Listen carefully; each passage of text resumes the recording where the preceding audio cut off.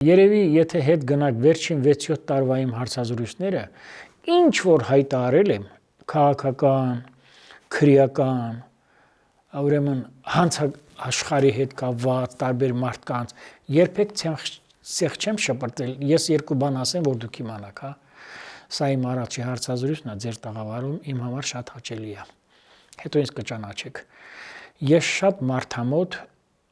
ռուսերեն կոմունիկաբելնի, անգլերեն sociable man, չէ՞, մարդ եմ, եւ նաեւ հավատավոր ու ներող մարդ եմ, նվիրված մարդ եմ։ Ես երբեք ցեղ չեմ շպրտի, ընդհակառակը նեղության մեջ գտնող մարդուն, անգամ իր մեղքերի հետ մեկտեղ, ես պատրաստ եմ նաեւ իմ կարեկցանքով կամ դուք փաստեր ունեք ամեն դեպքում։ Ես փաստերը ասում եմ, եթե կարող են մեր պատկան իրավասու ծառայությունները փորձեն այդ փաստերը ջրերես անել, ես պատրաստ եմ, խնդիր չկա։ Ում է վերաբերվում այդ մեղադրանքը, պարոն Սաֆարյան։ Բոլորին ես ասացի, զենքով գնում է Մայրաթորի դիվանապետը, Երևանում ես տեսել եմ դիվանապետը զենքով եւ Բենտլիներով ու չգիտեմ, արկղ Մերսեդեսներով են